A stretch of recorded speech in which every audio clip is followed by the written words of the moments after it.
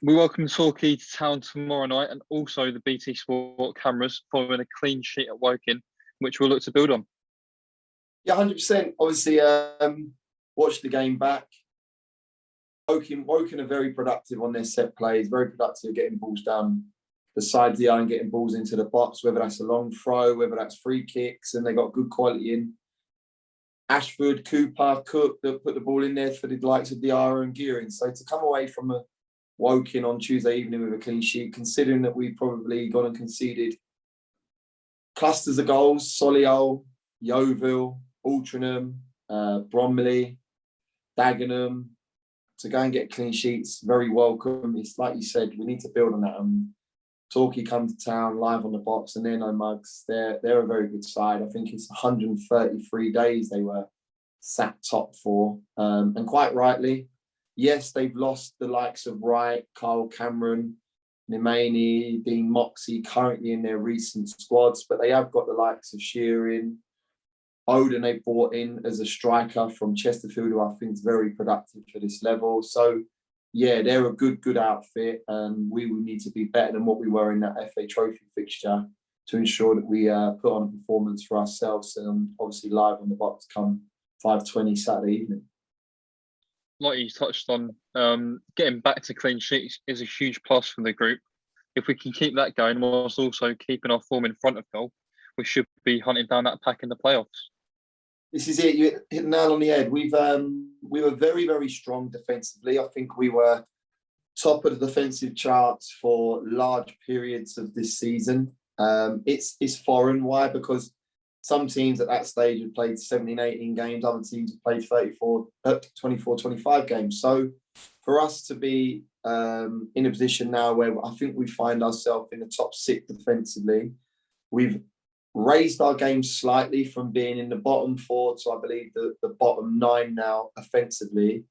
If, like you said, we can marry that up, be a little bit more resilient, resolute defensively, and like you said, have a little bit more expansiveness with regards to our offensive play, then yeah, it gives us an outside chance to creep into that 6th, 7th spot. And that's something that we've alluded to all season.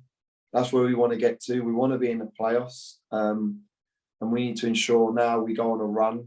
We need a big week. That's what we've spoken about with regards to myself, the management and the players. We need a big week, and that big week starts on Saturday against Torquay.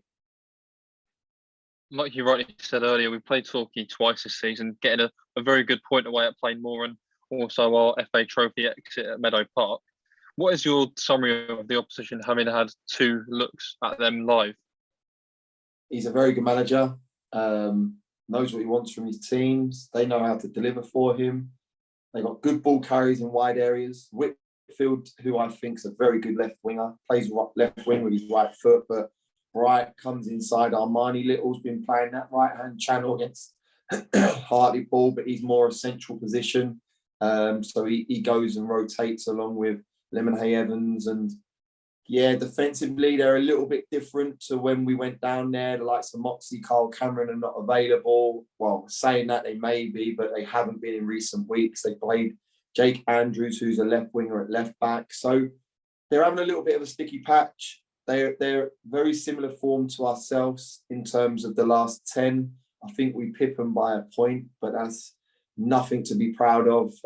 Our return in the last 10 hasn't been good enough to be where we want to get to. We needed to get more points, but we've still got a third of the season to go. We've got a very good squad, competitive squad. We need to ensure we, like I said, have a good week. And Torquay come here knowing the result, so they'll know the result of the Sutton game, what they need to do in terms of whether that's going back top of the table or closing the gap on Sutton. So, yeah, I'm not foolish. We need to ensure that we play very similar to like we did down at their place and not as similar as what we did in the last 10 minutes in the trophy. And I said it in the interview before, I'm an honest guy. I'm an honest manager. I played a part of that. I made a change with Mark Ricketts coming off the pitch. I played a striker in that sort of central role to try and chase a game, and we capitulated. So I've learned from that. The group are hungry. You look at Hartlepool, got felt 5-0 against Torquay live on the box early on in the season and went there on Saturday and beat them 1-0. So I can only imagine what Challinor has done, and I know Chally really well. I love him as a man and as a manager. He would have used that to spur the group on. So we need to ensure that we are right on it come 5:20, and yeah, we need to get that run going ASAP.